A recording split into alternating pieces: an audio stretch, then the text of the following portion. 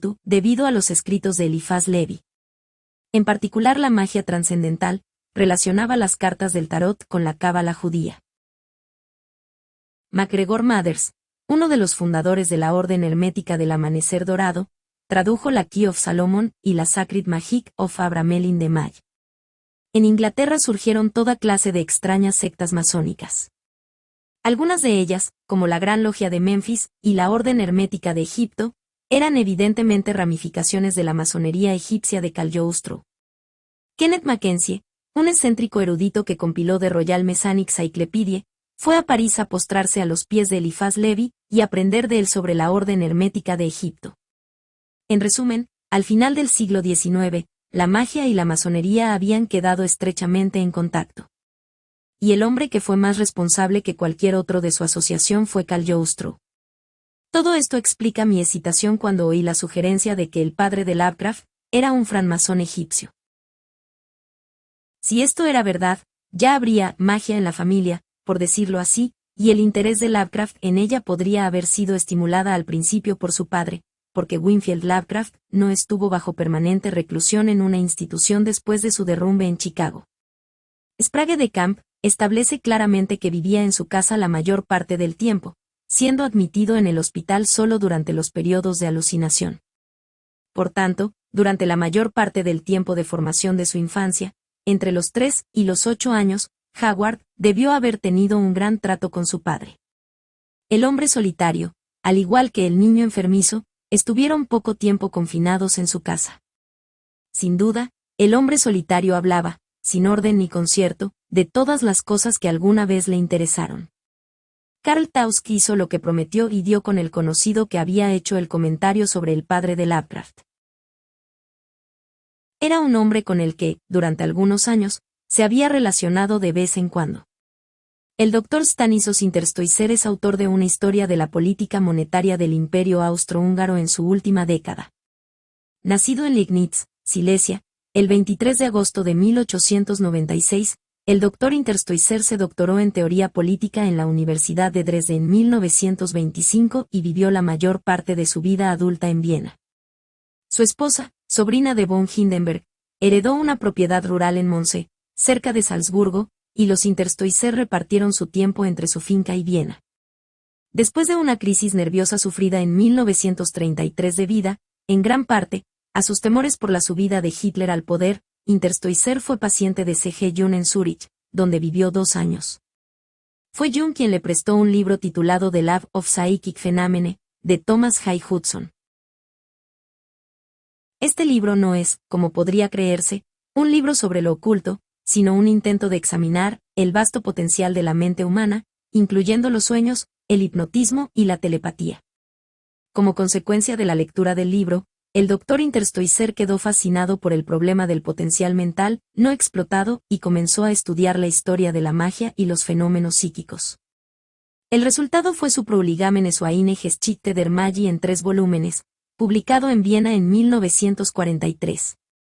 La edición completa fue incautada y destruida por los nazis. Se sabe que se salvó un ejemplar, y solo la intervención personal de Himmler libró al Dr. Interstoicer el ser enviado a un campo de concentración. 8. Después de la guerra, el Dr. Interstoicer fundó el Instituto para el Estudio de la Magia y Fenómenos Ocultos de Salzburgo. Inexplicablemente, Karl Tausk ignoraba por completo el interés del Dr. Interstoicer por tales materias. Y no es que él hiciera un secreto de tal interés, sino que, simplemente, lo consideraba un pasatiempo, un descanso de su estudio de la historia económica. El Dr. Interstoicer tuvo conocimiento de mi obra. Había analizado la edición alemana de The Outsider en los debates del instituto, y era un admirador de The Mint Parasites, la primera novela que escribí para Derlet dentro de la tradición Lovecraftiana. Por medio de Karl, me escribió diciéndome que no le era posible entrar en detalles sobre la procedencia de sus noticias sobre el padre de Lovecraft, pero podía afirmar categóricamente no solo que Winfield Lovecraft había sido un francmasón egipcio, sino también que poseía, al menos, 2 obras mágicas, el famoso Picatry de Maslama Ibn Ama al-Magritte, también conocido por el pseudo Magritte, y el Book of the Essence of the Soul de Godisser. A petición mía, el Dr. Interstoicer me escribió una carta, para cuya cita en este libro obtuve su permiso y, de hecho, la publiqué entera salvo pequeñas omisiones. Cuando me la escribió lo hizo a petición mía, como si no hubiésemos mantenido correspondencia anteriormente. En esta carta, el doctor Interstoicer hace la afirmación altamente polémica de que Cagliostro legó a sus seguidores ciertos manuscritos, incluido el Necronomicon original. Cuando el doctor Interstoicer hizo esta afirmación por primera vez en una carta fechada el 4 de agosto de 1976, me dejó sin aliento. Le escribí inmediatamente pidiéndole que la ampliara, pero me sentí completamente frustrado porque el inglés del doctor Interstoicer era muy malo y su anterior carta había sido traducida por Karl Tausk.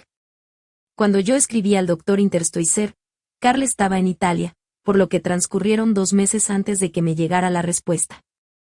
En ella, el doctor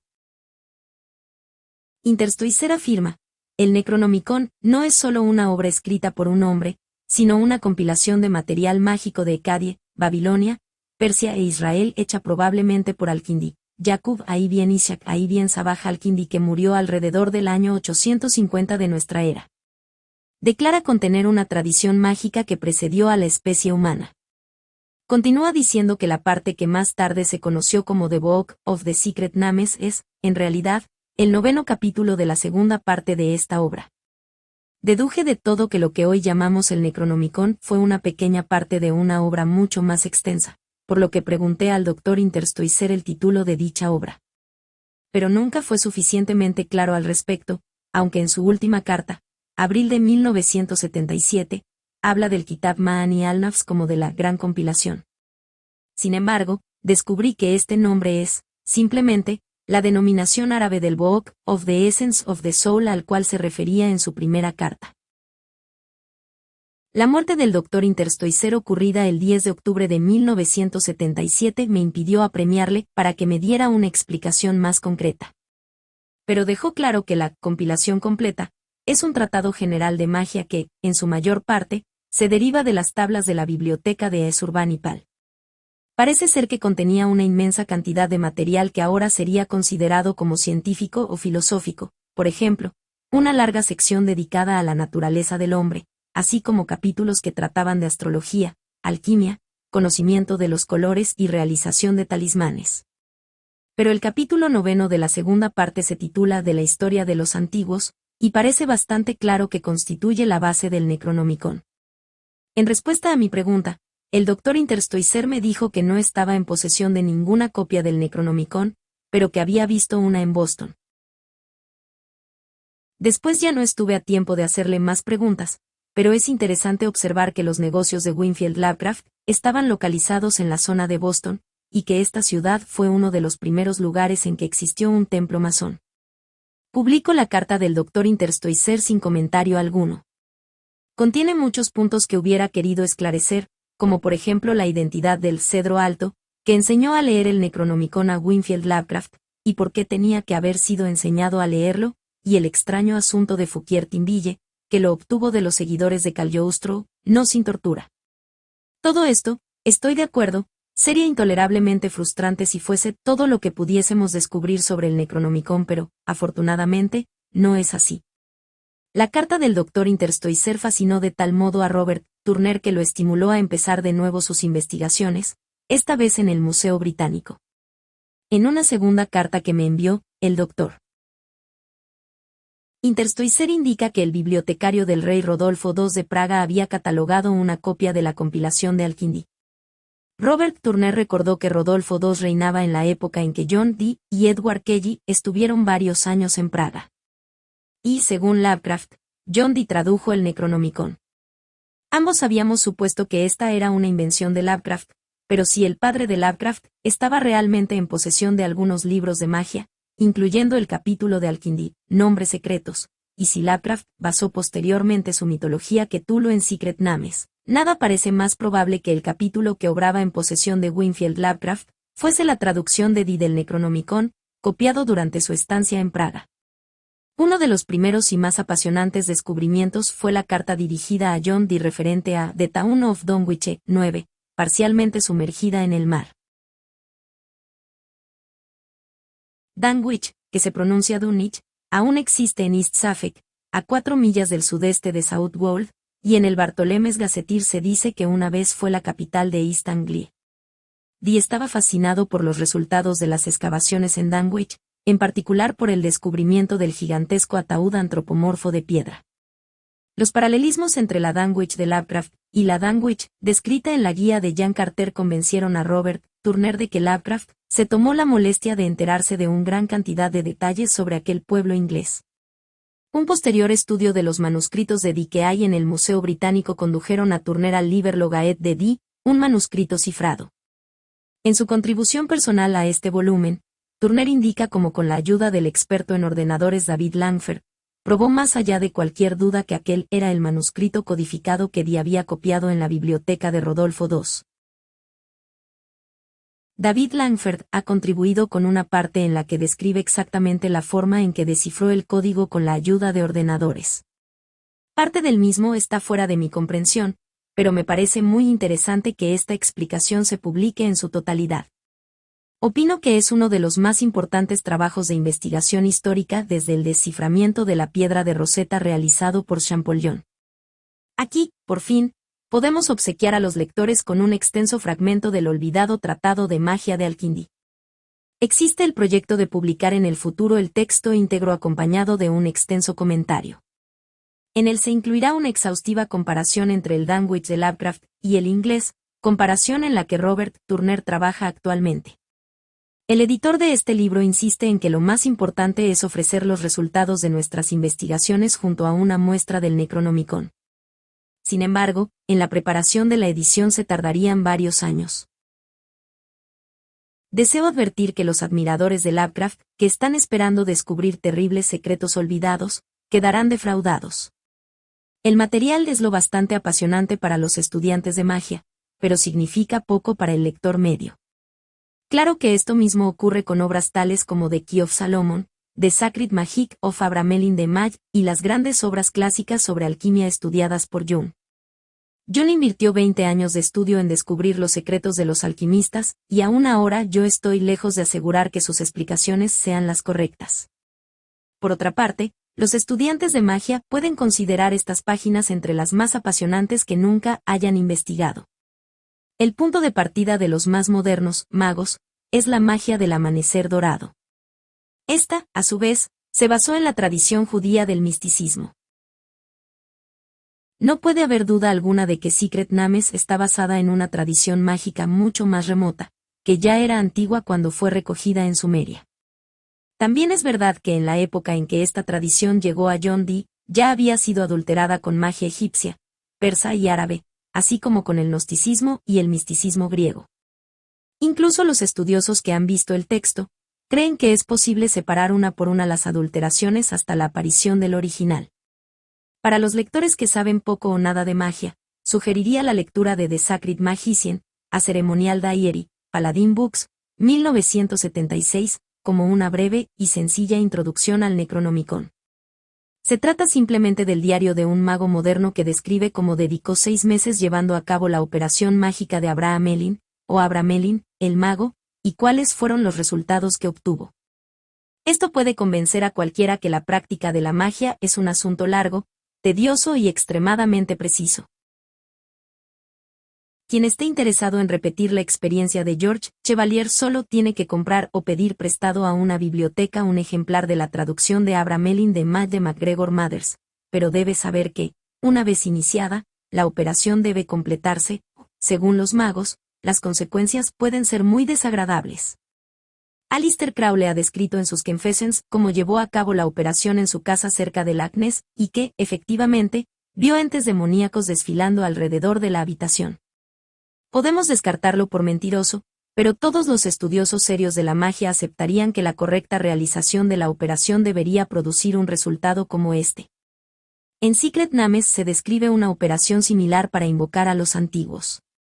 Aunque no está publicada íntegramente, a cualquier estudioso de magia le sería fácil reconstruirla a partir de los fragmentos ofrecidos en aquellas páginas.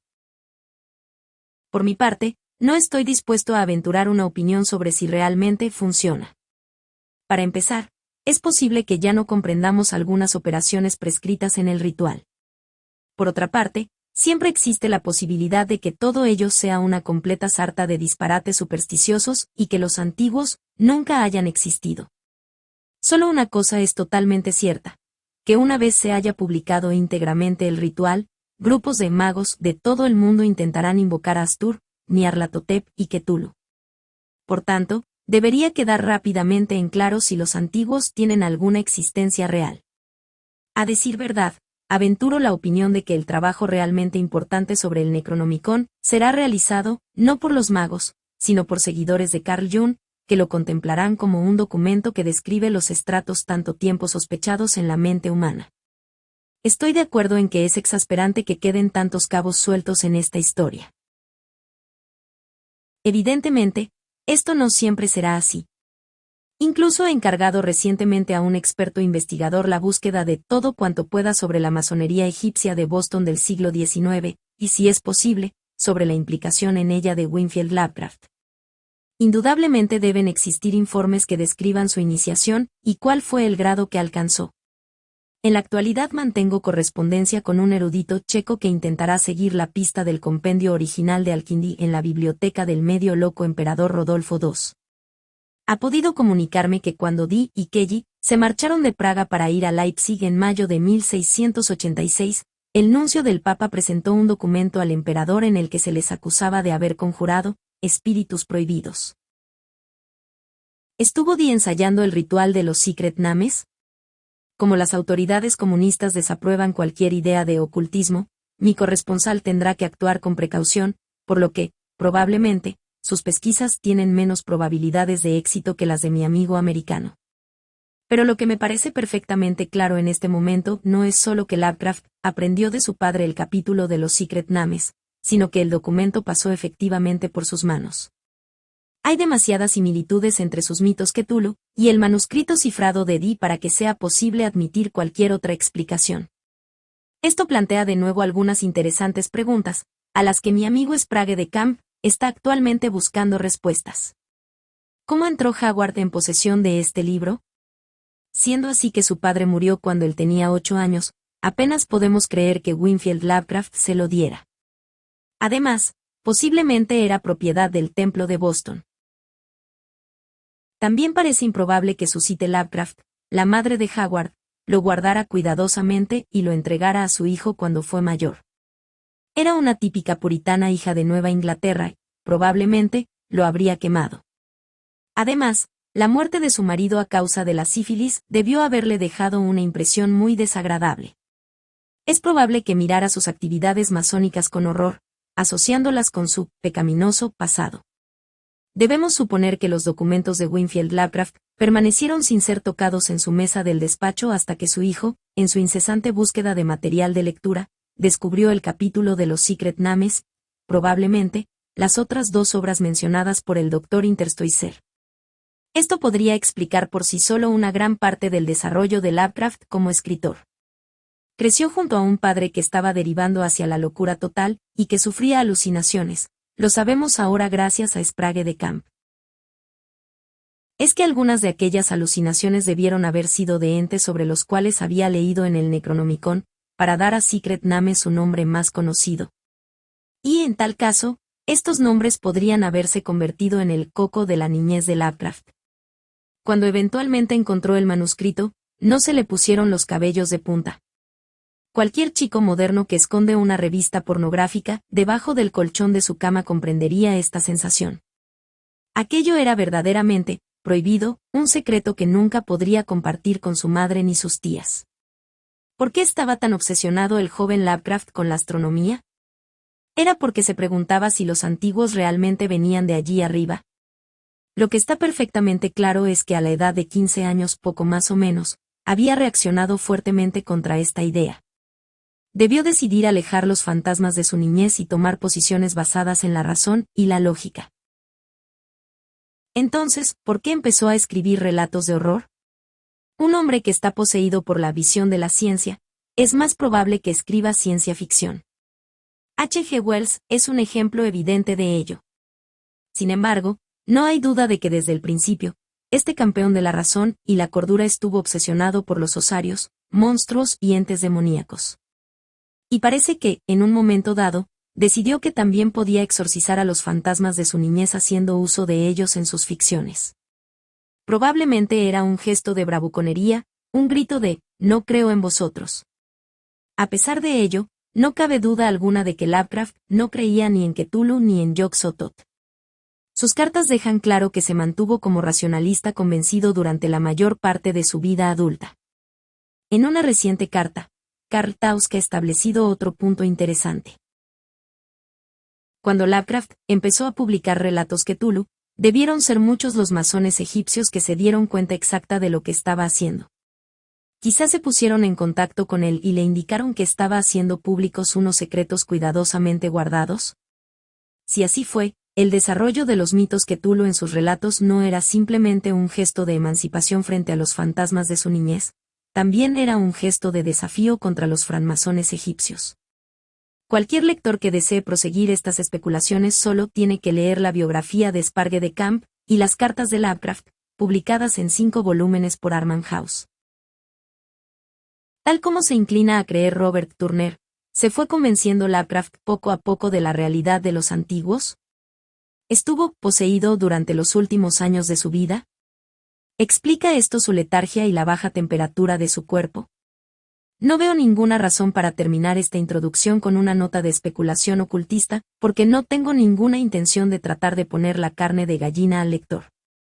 Lovecraft empleó su vida intentando hacer precisamente esto y, aburrido, finalmente renunció a ello. Por tanto, resumamos lo que realmente sabemos y lo que podemos deducir mediante razonamientos. Sabemos que Secret Names existe realmente, a pesar de que no sabemos si Lovecraft lo llamó Necronomicon o si aquel era el nombre real del manuscrito. Estamos bastante seguros de que Winfield estaba en posesión de un ejemplar íntegro o fragmentario. Nos inclinamos a aceptar que este ejemplar pasó a poder de Lovecraft y que se convirtió en la base de sus relatos Cthulhu. En lo referente a la historia literaria, esto es todo lo que es preciso saber. Desde nuestro punto de vista, da lo mismo si Kenneth Grant tenía razón, o si los antiguos existen, o quizá existen. Sin duda, los estudiosos de la magia creerán que merece la pena proseguir con el asunto. Sin duda también, hay muchos lectores de Lovecraft que tienen la idea contraria y observan con recelo la perspectiva de que el gran Cthulhu se despierte de su largo sueño en RLE. Pero solo los hechos, tal como dice el señor Gradgrind, son lo que realmente nos importan. Y creo que todos estarán de acuerdo en que, en este caso, los hechos son tan fascinantes y extraordinarios como los propios mitos Cthulhu. Notas.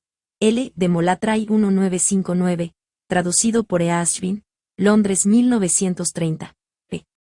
26. 2. Lovecraft, a Biography. 3. Lovecraft, a Luke Bain de Maites. 4. Dreams and Fantasies, Arkman House, 1962.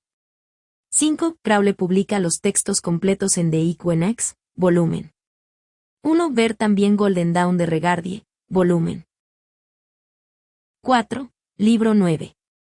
6. Regency Press, Londres 1977. 7. Dos de estos ensayos, escritos antes de que Robert Turner hiciera sus importantes descubrimientos sobre el Necronomicon, fueron publicados como apéndice. 8. Agradezco estos detalles a la señora Gertrude Interstoicer. 9. NDT, la ciudad de Danwich, en inglés antiguo. 3. Carta a Colin Wilson. Carta del Dr. Stanislaus Interstoicer, presidente del Instituto para el Estudio de la Magia y Fenómenos Ocultos de Salzburgo, dirigida al señor Colin Wilson y traducida con enmiendas, por el Dr. Karl Trausk. Frank Klein AC 315, Viena 1190. Querido señor, la prolongada amistad con su estimado colega, o debería decir colaborador, Dr. Trausk, del Instituto Tecnológico de Viena, además de un conocimiento bastante profundo de su extensa obra, me han convencido de que usted es una persona apropiada y digna de serle confiada información de particular categoría e importancia. Como usted sabe, mis ayudantes y yo hemos dedicado muchos años a estudiar los fenómenos mágicos, tanto en las modernas bibliotecas de Europa, Estados Unidos y Japón, como en las antiguas de Venecia, Zaragoza, Oxford y Kermen, así como las colecciones de manuscritos de estas ciudades. Hemos viajado también mucho para entrevistar a practicantes de las artes ocultas, incluso en situaciones de verdadero peligro, véase procesos de nuestra sociedad. 1. Creo, sin inmodestia por mi parte, que puedo compararme con el gran Arminius Banbury, un pariente de mi mujer por matrimonio, cuyos viajes por Asia Central rivalizaron con los del conde de Gobineau, hechos unos años antes, y que al adoptar el bajaísmo como su propia religión asombró a sus contemporáneos. Las profundas y minuciosas investigaciones que llevó a cabo sobre tradiciones mágicas de Oriente solo son conocidas por los que saben leer húngaro, ya que las escribió en este idioma para evitar que sus descubrimientos cayeran en manos de personas inmaduras e irresponsables. Estos manuscritos no se han publicado ni traducido nunca. Tal como puede deducirse por mi lista de publicaciones, empecé pura y simplemente como historiador asociado a los profesores Dr. Latz y Dr. Daek de la Universidad de Budapest, y llegué al estudio de lo oculto más o menos por casualidad. Pero esta es otra cuestión. Baste decir que cuanta más magia estudié, más consciente fui de sus trascendentales efectos prácticos que últimamente, según puedo pensar, han sido dirigidos contra mí, o mejor diría, liberados contra mí. De una forma, y confío que esto no suene extraño, notablemente parecida al modo en que sus parásitos de la mente atacaban las percepciones de sus víctimas.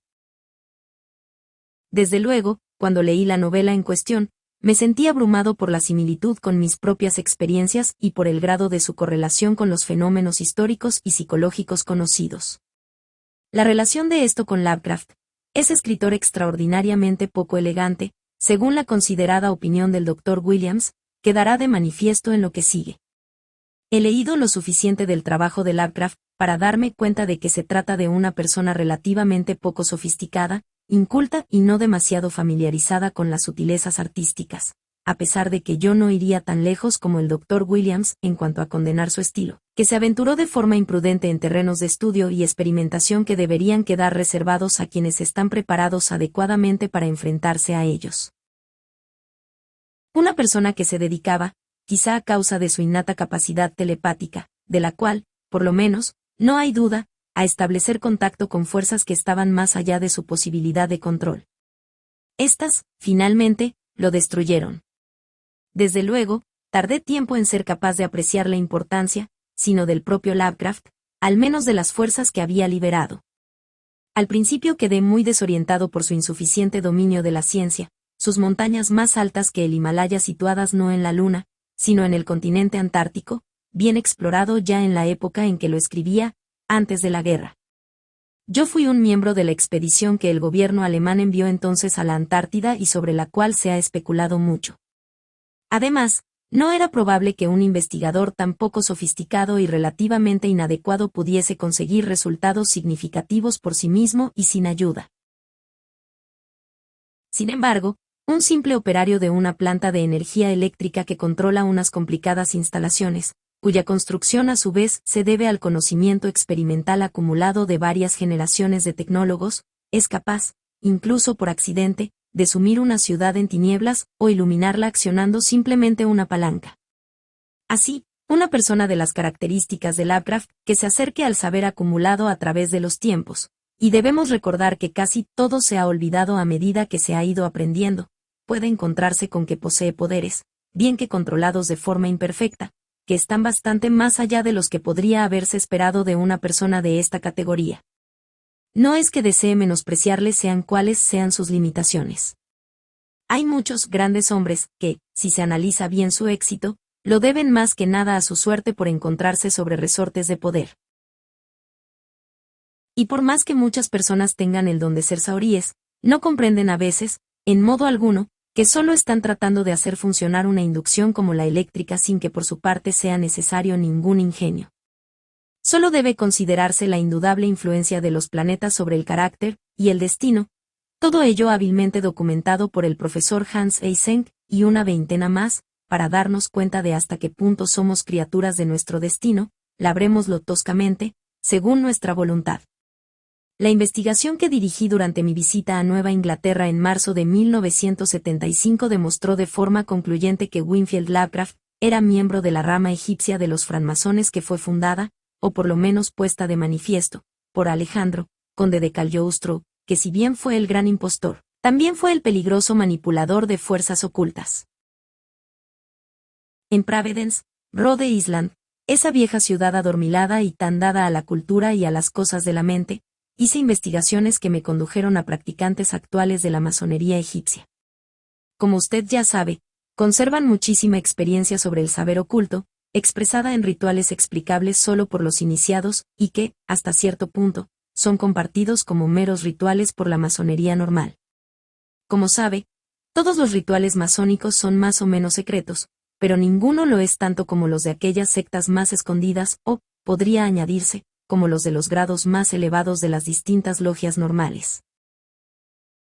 No es un secreto que, a lo largo de mi prolongada vida, me hice miembro de diversas y diferentes sectas masónicas, mágicas y sofistas para incrementar la cantidad de mi información sobre sus actividades. No es preciso decir que tales actividades, promovidas más por curiosidad científica que por reverencia y dedicadas a recoger información que, por lo menos en teoría, podría ser revelada, me han creado un gran número de enemistades. Las sectas en las que me vi involucrado fueron de muy variada condición, la mayoría de las cuales no eran más que grupos semirrotarios con toques de fetichismo, otras, verdaderas conspiraciones políticas, muchas de ellas efectivas por operar en la sombra, y también encontré algunas con una considerable experiencia mágica, a veces de una naturaleza altamente peligrosa. Los masones egipcios pertenecen a la última categoría y, hasta cierto punto, han influenciado a las demás ramas de la masonería con sus rituales de pirámides, ver más arriba. De hecho, muchos de sus miembros, incluyendo al padre de Lovecraft, también lo han sido de logias masónicas perfectamente normales, afiliadas a la Gran Logia de Londres, como la mayoría de logias americanas, y de las cuales nada menos que una autoridad como Neste Webster ha afirmado que son completamente inocuas. Sin embargo, los masones egipcios están más estrechamente relacionados con la Logia del Gran Oriente de Francia, una organización menos inofensiva que fue establecida originalmente por los iluminados de Weishaupt. Está íntimamente asociada con la Sociedad de Jacobinos a la que pertenecían todos y cada uno de los líderes de la Revolución Francesa, y que en la actualidad cuenta entre sus miembros tanto al presidente Giscard d'Estaing como al que se autodenomina su oponente, M. Mitterrand. Giuseppe Belzamo, alias Cagliostro, fue un iluminado y jacobino secreto que, como Rasputín en Rusia, desempeñó un papel clave en la revolución desacreditando a la familia real en el affaire de María Antonieta y el collar de diamantes. Había sido educado personalmente por el propio Weishaupt, aquel jesuita y conspirador ilustrado, cuyos documentos no publicados contienen, entre otras muchas cosas, el borrador original de lo que después llegó a conocerse como el Manifiesto Comunista publicado finalmente en 1848. Desde nuestro punto de vista actual, el interés de Cagliostro reside en el hecho de que legó algunos manuscritos a sus seguidores de la secta egipcia, incluyendo extractos del Necronomicon original. Puede parecer extraño que esta persona casi anónima, un humilde nativo de Palermo, hubiese estado en posesión de un manuscrito de tanta importancia. Generalmente se desconoce que su antepasado directo ganó mucho dinero haciéndose pasar, anacrónicamente, por el último cruzado, luchando en la batalla de Alcazarquivir en 1578, digo, probablemente, porque esta es la versión aceptada, aunque la honestidad científica me obliga a añadir que ante la evidencia aducida por su contemporáneo el padre Teixeira y otros, parece muy probable que el pretendiente siciliano que apareció 20 años después de su muerte fuese en verdad el rey desaparecido. Mi propia información, que doy a conocer con cierta inquietud por miedo a revelar inadvertidamente cómo la he obtenido, indica que al padre de Lovecraft le enseñó a leer aquellos extractos del Cero Ecronomicon nada menos que el Cedro Alto, la revelación de cuyo nombre, real, incluso ahora acarrearía sobre mi cabeza más odio del que ya se me profesa. Cedro Alto, a su vez, dedujo el texto sagrado del santuario más íntimo, a quien le había sido entregado nada menos que por Furia Timbille, 2 litros, el Shirsinsky de la Revolución Francesa, quien lo obtuvo, no sin tortura, de los seguidores del propio Cagliostro. El santuario más íntimo, como usted sabe, era de origen mingreliano, 3, y tenía por lo menos 140 años cuando murió. No deseo aburrirle con un largo relato sobre cómo he seguido la pista del Cero Ecronomicon hasta el mundo antiguo. Recordará mi Prolegomene Suaine Geschichte der Magie, cuyos 3 volúmenes fueron destruidos tan pronto como se publicaron, aunque tengo entendido que el Dr. Williams, como miembro de nuestra sociedad, también tiene en su poder ejemplares de los 3 volúmenes. Baste decir que puede trazar la línea de contactos mágicos retrocediendo desde Cagliostro hasta los miembros de la secta hasídica y sus predecesores que se hallaban entre los sefarditas procedentes de España. Sin embargo, hay indicios de que el Necronomicon no era del todo apreciado entre ellos, ya que las comunidades hebreas no solo tienen unas tradiciones mágicas que se remontan a la Cábala, que a su vez derivó de la tradición hermética de la magia de Egipto y Babilonia, sino que también había muchos rabinos influyentes que se oponían a cualquier manifestación mágica con una sólida autoridad talmúdica para adoptar esta actitud. El texto del Pseudo-Necronomicon, probablemente en una versión bastante más completa que la existente en la actualidad, la obtuvieron a través de los árabes de España, y a más de uno de mis colegas le han llamado la atención las similitudes entre el Necronomicon y el Kitab al-Yud. Sin embargo, no hay duda de que, como ocurrió con tantos otros casos de la cultura musulmana, este manuscrito árabe volvió a los persas, y el nombre clave de este contacto es el de Darius al-Gabr, el incrédulo, un zoroastriano del siglo IX que escribía en árabe y en persa.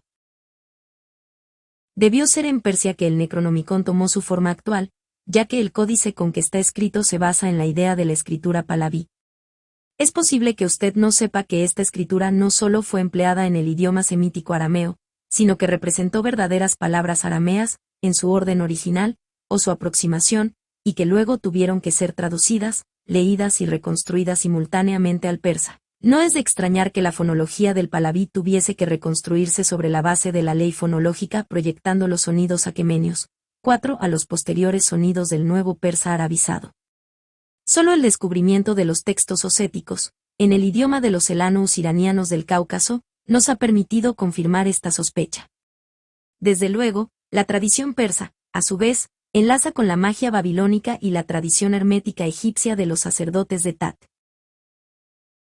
En estos momentos no es posible saber cómo se transmitió el Necronomicon y a través de qué manos pasó, a pesar de que muchos de los nombres más probables se mencionan en mi Prolegómene. Lo importante es que ahora podemos comparar los antiguos comentarios con los del Necronomicon. Platón, en el Timeo, deja claro que obtuvo su información sobre la Atlántida del sacerdote de Tat, quien le dio la fecha de la destrucción de aquella ciudad y civilización que databa de unos 9000 años antes de su época. Los sacerdotes de Tat no solo escribieron tradiciones, por desgracia ahora solo conocidas por nosotros en unas cuantas inscripciones jeroglíficas, además de algunos manuscritos defectuosos en cursiva, sino que también fueron los depositarios de escritos sumarios muy anteriores a la primera dinastía egipcia. En este caso, mi pista provino de los conocidos estudios de Wedel, Makers of Civilization, etc., en los que emplea métodos análogos para descifrar el sánscrito, el celta y otras antiguas fuentes a la luz de su suposición de unos antecedentes sumerios. El método demostró ser el más adecuado y, acompañado como estaba de una profusión de datos lingüísticos, fui capaz de realizar mi traducción parcial del Necronomicon basándome en sus investigaciones.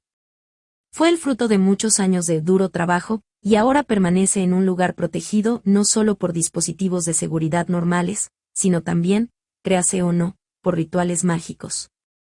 He comprobado demasiadas veces la eficacia de los mismos para despreciarlos por más tiempo.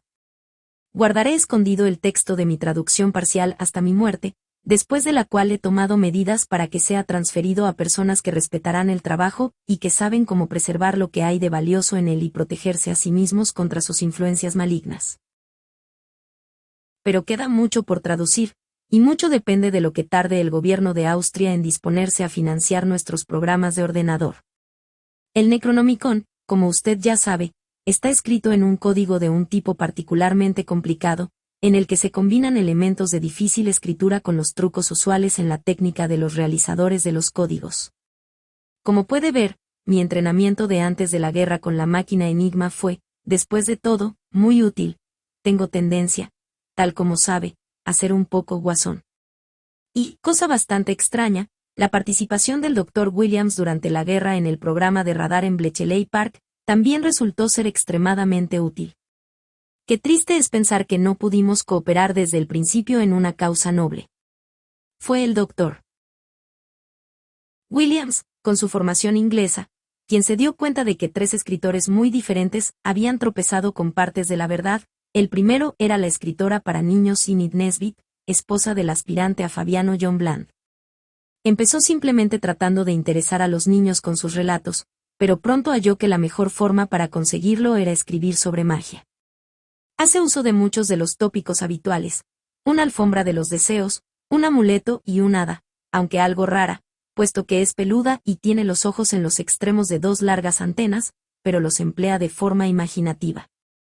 La alfombra parece que se mueve realmente y se pone rígida tal como ocurre con las alfombras de las 1001 noches.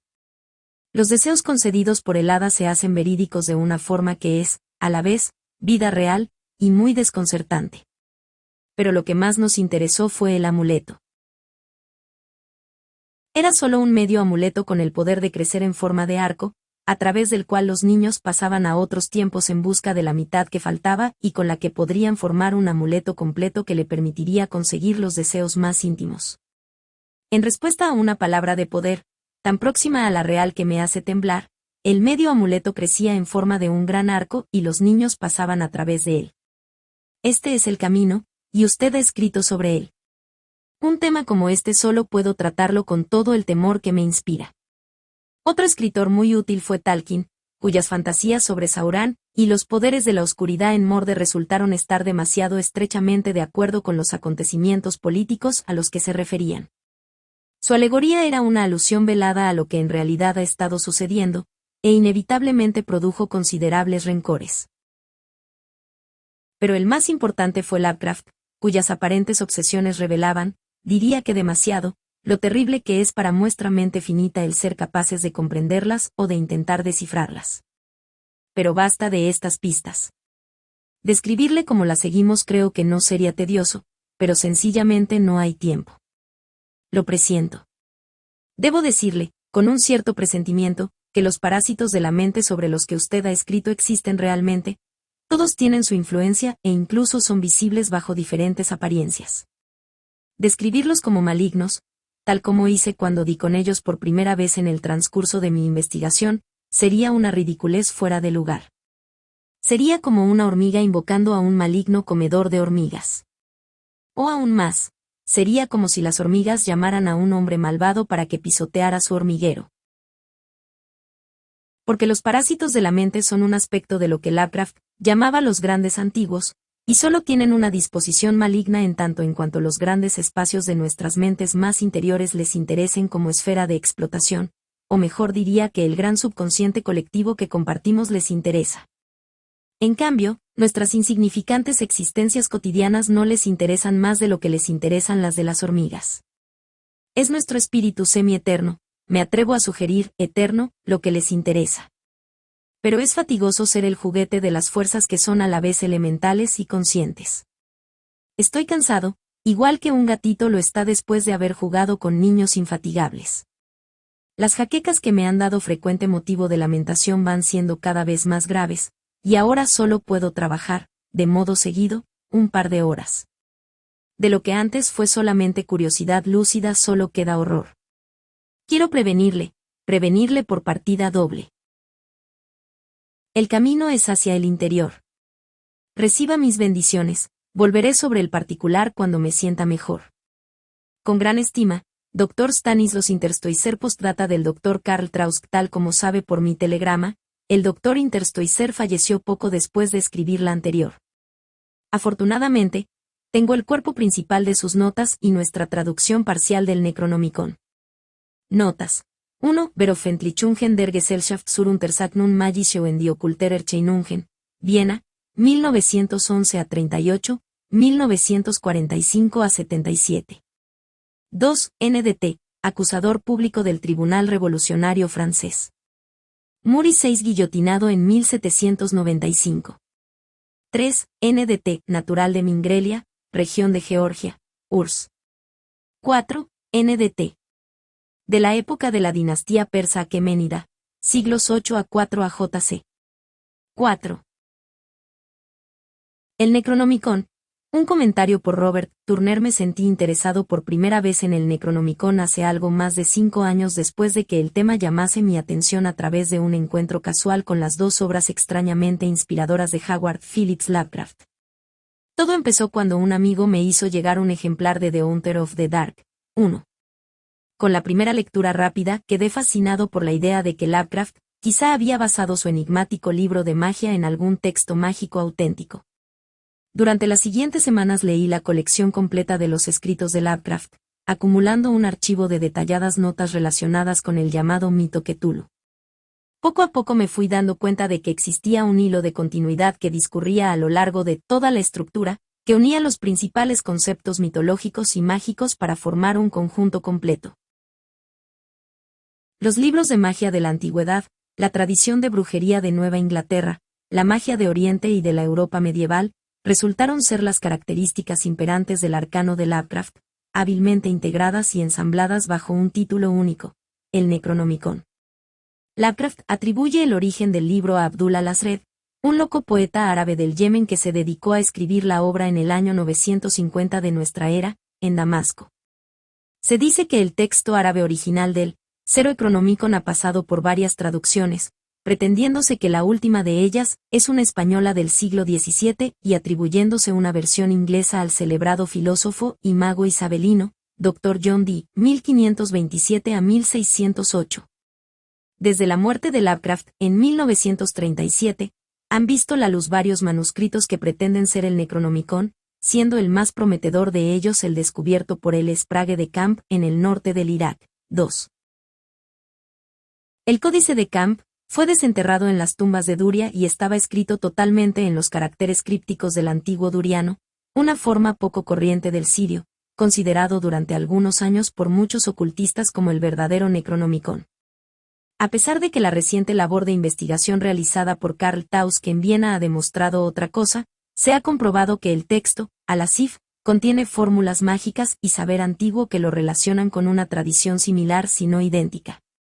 Durante algún tiempo busqué en vano un patrón mítico básico que reflejara con un alto grado de precisión los conceptos incorporados a los mitos Cthulhu.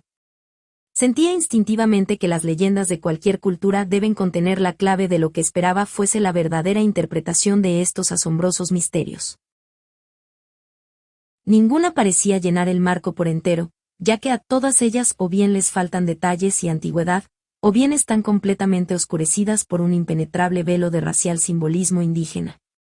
Necesitaba algo que estuviese más cercano a la fuente, un mito de creación realmente antiguo, algo primordial y libre de elaboraciones perturbadoras.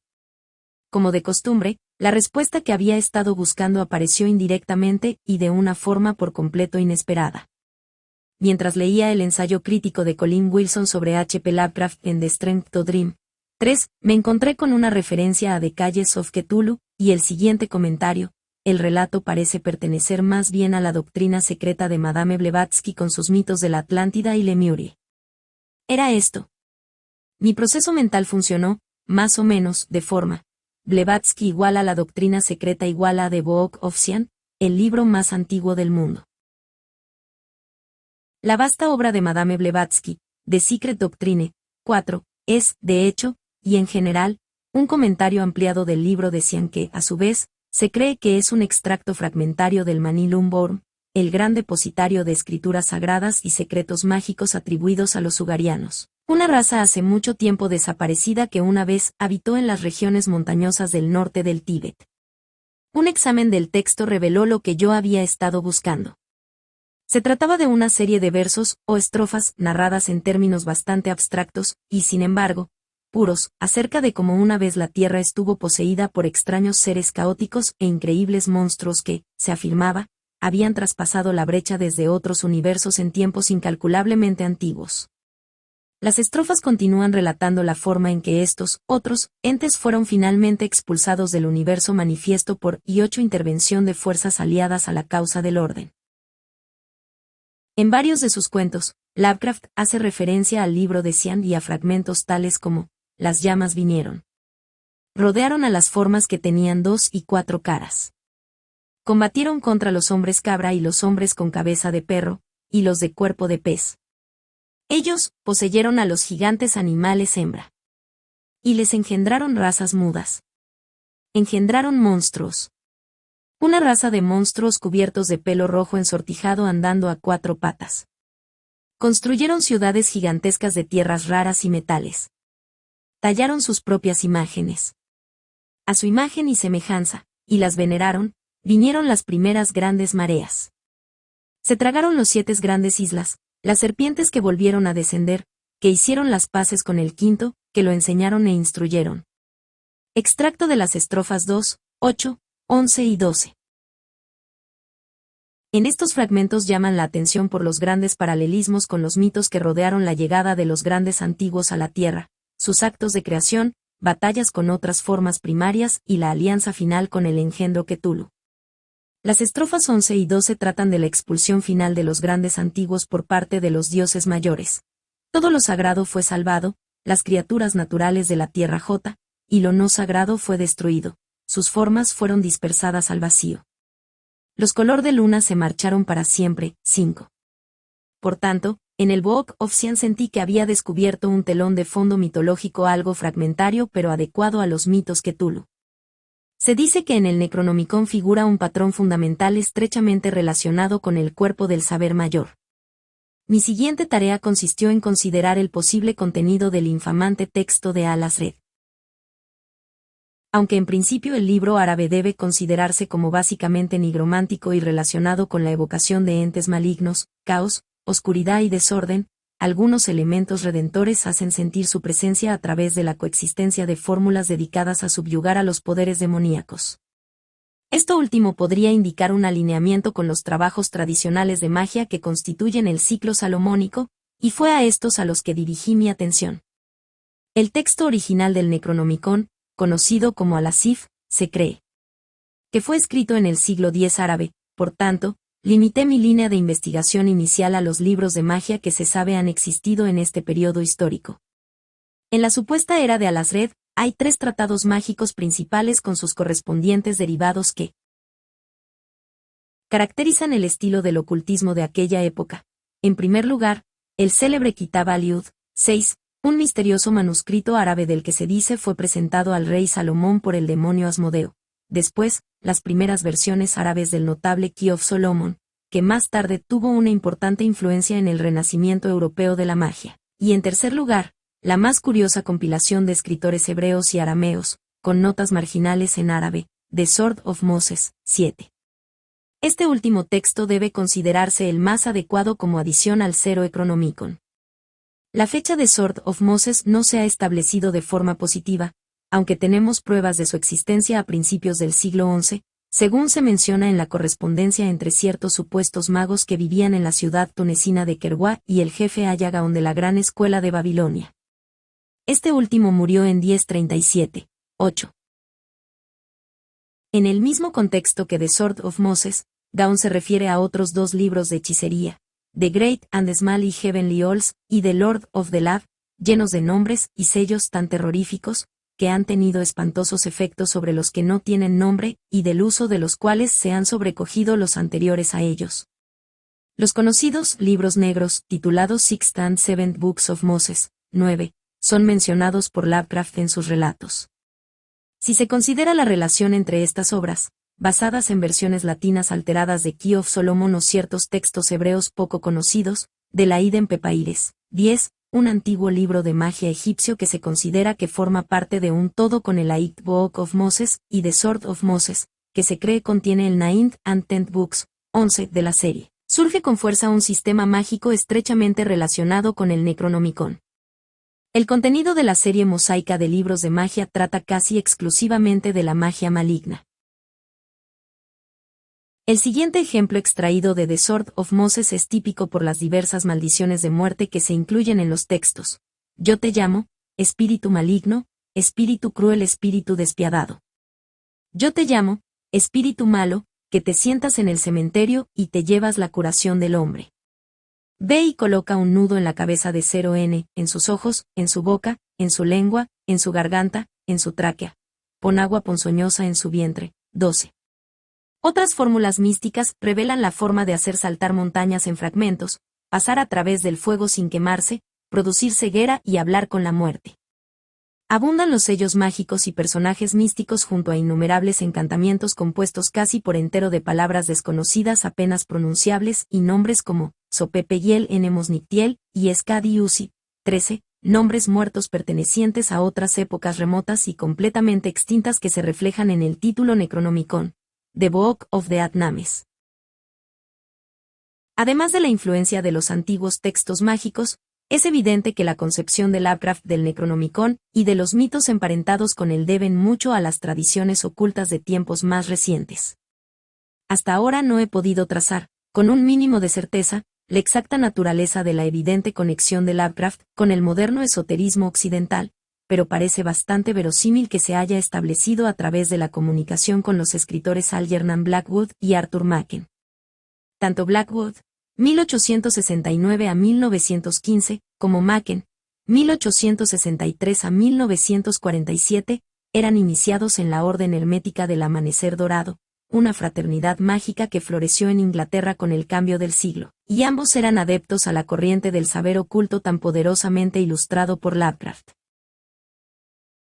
Muchas de las bárbaras evocaciones y nombres de particular estructura gramatical que tanto abundan en los mitos Cthulhu pueden ser seguidos hasta un origen parecido al de aquellas extrañas entonaciones llenas de trabalenguas, conocidas por los ocultistas con el nombre de Enoquiano, la columna vertebral del sistema de magia del Amanecer Dorado.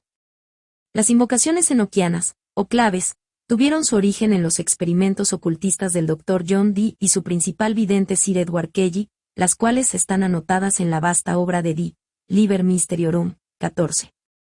Los 15 encantamientos mágicos, recibidos a través de Medium en el año 1584, están escritos en un idioma extraterrestre de una compleja estructura gramatical, y se cree que con su empleo, el hombre puede pasar más allá de la esfera de las limitaciones físicas, convocar espíritus para que cumplan sus órdenes y aprender todos los misterios del tiempo y el espacio. La referencia de Lovecraft a la traducción inglesa que el Dr. Dee hizo del Necronomicon en The Dunwich Horror, asumió de pronto una nueva y apasionante importancia en mis investigaciones al descubrir en la colección Harleian de manuscritos del Museo Británico una carta escrita a Dee por un erudito desconocido, fechada en 1573, que se refería a la ciudad de Dunwich, la antigua forma de escribir Dunwich, 16, parcialmente sumergida en el mar, 17.